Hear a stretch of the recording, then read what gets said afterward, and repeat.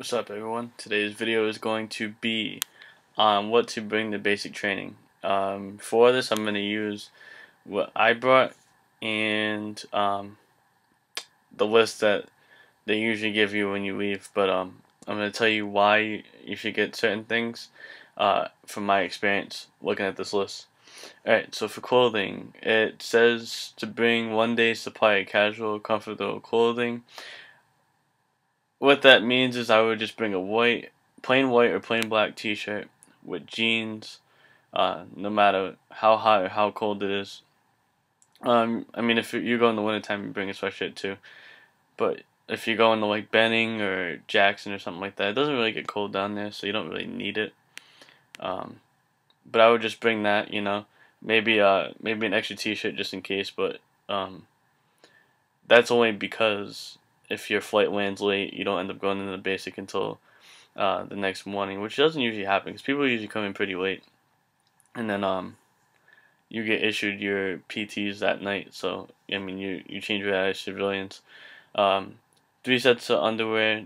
Yeah, no, I would bring 3 sets of underwear because what happens is that you're gonna wear them with your PTs for a little bit because the proper uniform you wear spandex, but you don't get to go to the PX until the second or third day. So I'd bring 3 or 4. I would bring 4 to be on the safe side. I brought like 2 or 3, so that was good. And then 1 pair of white socks. I would bring 1 or 2 just in case again you get held over or something like that. In case your flight ends up landing late. I know we had a couple of people like that. Because you're gonna have to buy more when you go to the PX. They're gonna have to all be the same type of socks, so it doesn't really matter anyway. A pair of comfortable shoes. Don't go out buying brand new sneakers because you're gonna end up buying new shoes anyway. You're just gonna waste your money because they're gonna make you buy certain pairs of shoes. Everybody has to have. Well, not everyone has the same pair of shoes, but there's like 6 or 7 different types of shoes that everybody has. So the pattern just repeats.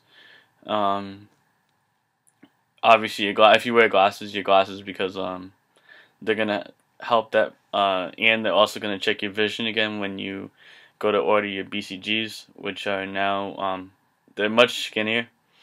They're black and they're like rectangular. They're not like the big oval ones that like cover like your whole eye, like basic training. So it's a lot different, and I would not bring any suitcases. I would bring a gym bag, or I would bring a backpack. I would bring a backpack. That backpack that you get when you go to MEPS, and they give you the backpack. Oh, hey, thanks for joining. Blah blah blah. Bring that one. We had some kid bring a suitcase and he ended up getting shock attacked, and he had to hold the suitcase over his head. So try just limiting it down to 1 bag. Shove everything in 1 bag. Don't bring extra bags. You are gonna have to carry it all eventually anyway. It's just not worth it. For a lock, it says here 1 lock combination of padlock with 2 keys. I would bring a combination lock. Just a standard size, not too small of a lock, not too big of a lock. I would actually bring 2 locks. They actually tell you that you're gonna buy more at the PX, but if you have 2 locks sitting around right now, I would bring both of those, both black combination locks. Don't bring a padlock. You don't want a padlock when you go to basic, because what happens is that you need 2 locks, one for your foot locker and one for your wall locker. Your foot locker consists of notes and everything like that. Your wall locker consists of all your clothes. And when you go during the night, you don't want to be walking and then all of a sudden you don't have keys to open up your lock. It's just a lot easier knowing the combination, just popping a combination and opening up your locker. It's a lot more convenient than having a key lock. We had a couple kids with a key lock and then they ended up getting screwed over for that. Their locks had to get broken, and then they had to end up buying combination locks anyway. So you just save yourself some time. Alright, so for toiletries, disposable safety razor with blades. Yeah, I would just bring like 1. You're probably gonna end up buying more anyway. Shaving cream. You can only bring a certain amount of shaving cream on a plane. Pretty sure. So you have to get the travel size. Same with the toothbrush and the toothpaste. Brush.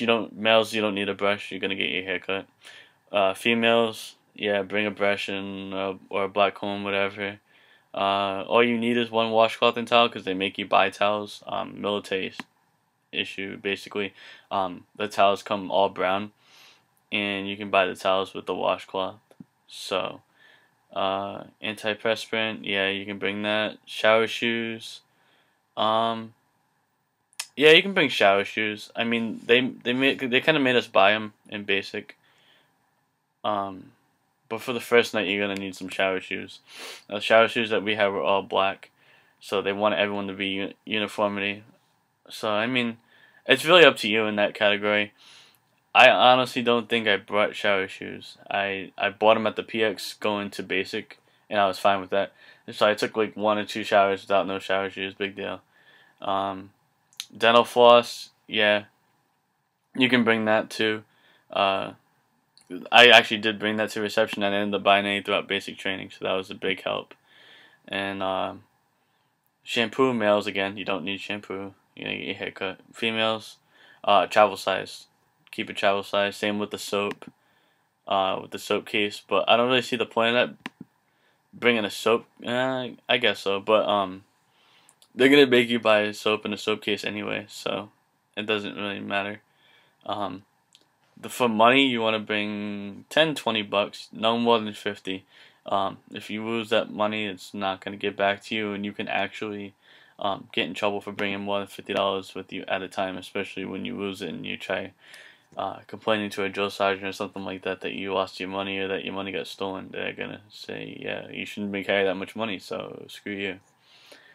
All right, and then so that's basically all clothing, you toiletries and all that you want to bring. Documents that you want to bring. It's mostly gonna be in the folder that your recruiter makes for you. He's basically gonna just put all the stuff in the folder and give it to you. If he doesn't, your recruiter sucks. Alright, so the documents you're gonna need is social security card, uh, driver's license, and state ID. So the social security card I brought with the packet. Like it was inside the envelope already. I didn't have to bring it like separately. Driver's license and ID card that was already in um, that was already in my wallet. It's either or. It's not both. You don't need a state ID and a driver's license. Just either or. You need a direct deposit form from your bank because your check's going, and you make sure that you have that, and make sure that the routing number and account number are both correct. If not, your pay is gonna get screwed up. Like the whole time you're in basic training, you're not gonna see that money until after. Trust me, I had a few people that happened to. And you want to double check everything while you're in reception. You'll go through financial for that, and they're gonna make sure that everything's right still. But you're gonna need that form from your bank before you leave, so you're gonna have to make sure that you bring it with you. Any original or certified copies of your marriage certificate, divorce certificate, or separation order if you're married, or if you're divorced, if you're separated. If not, don't worry about it. Proof of citizenship, obviously your birth certificate, which was also in my social security card in the folder that your recruiter gives to you. And then if you're married to someone in the military, you need to have their name, social security number, and the military address of your spouse. And then if you lease or rent for any dependents outside of government quarters, you need a copy of that lease. And then if you did ROTC, you need the original certified ROTC documentation, and you need your college transcript, the original college transcripts, not a copy of them, or your GED or high school diploma. For me, I had my high school diploma, and I was also ranking E3 going in the basic, and I enlisted as an E2, and then I had the college credits to be an E3. So I had to bring my college credits for that. So I brought the original college transcripts, and one more thing that doesn't say in here that to bring, but if you get promoted when you leave, like if you enlist as an E1, say, and you go in the basic and you're supposed to be like an E2 or E3 or E4 even, like if you graduate from college, make sure that you have your promotion orders. The form is DD Form 4187. Don't know if that's 100% correct, but I'm pretty sure it's DD Form 4187, and it basically has your promotion and everything, and then with that you have to have proof of why you're in that rank. So it has to all be done in the promotion papers. I know a couple of people that got screwed over because they were supposed to be E3s or E2s, and they ended up being E1s or E2s going into basic training. So just make sure you have the documentation. You'll know exactly what I'm talking about. It says it on the thing. It says advancement to whatever rank you are. For me, I had the college transcript, and then attached to that it said the 4187 said advancement to PFC. So I went in as an E3, just like I was supposed to, but some people unfortunately didn't get to do the same thing that I did, even though they earned to go in as an E3 to by the Army rules of what they had to do to go into basic, which is, I think it has to do with referrals, PT test, like at the 2 minute, 2 mile, the regular Army standard, not the pre-basic one, and the Future Soldier program, doing all those classes and everything like that. And then also college credits, 24 college credits is E2, and 48 is an E3. If you have a bachelor's degree or something like that, it's specialist, so you go to E4. But other than that, I don't really have anything else. What you would bring to basic. Oh, one more thing. You also want to bring a phone, but not like an expensive phone. You want to bring a really cheap phone, and you want to, like I had at Walmart they sell these Verizon phones. I wish I still had the phone, but it's a Walmart phone, and it basically says like $199 a day. It's a little cheap flip phone, and you only use it on the days that you call, which is perfect for basic training because you don't call home a lot. But some people let you use the payphones, and some companies and battalions make you use your cell phones. And so we had people that go in with no cell phones, and they end up having late calls or something like that. So the phone is basically $20, and it comes with like $10 or $15 worth of minutes on it. So basically the phone's only like $5 or $10. Don't bring like your iPhones and stuff like that, because then you're gonna end up paying like $100, and you're not gonna be using it in basic training the whole time. It's just a straight up waste of money. So I would bring that. Texting was like 2 cents a text or something like that, and so I used that. I bought it before I left. I left my iPhone at home, got it shut off, brought that flip phone, and just texted periodically. Go into basic training at reception. I used it at night because technically I don't think you're supposed to use it at all. I still use it at night. Everybody uses it at night though.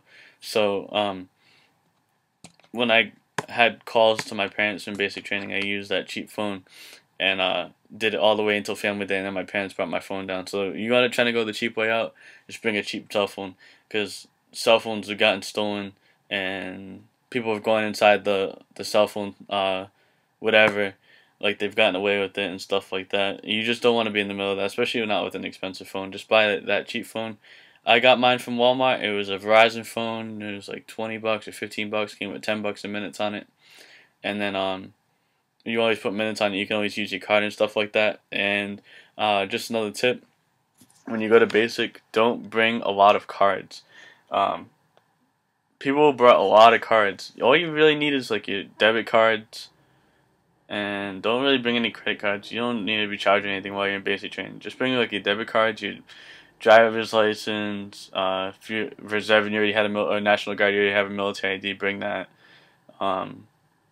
You can bring a school ID, but just like not a lot of stuff, because you don't really need a lot of stuff. You're gonna be in basic training the whole time. So that's about it for me. So if you have any questions about this video, or you want any more video suggestions, just feel free to contact me. Thanks.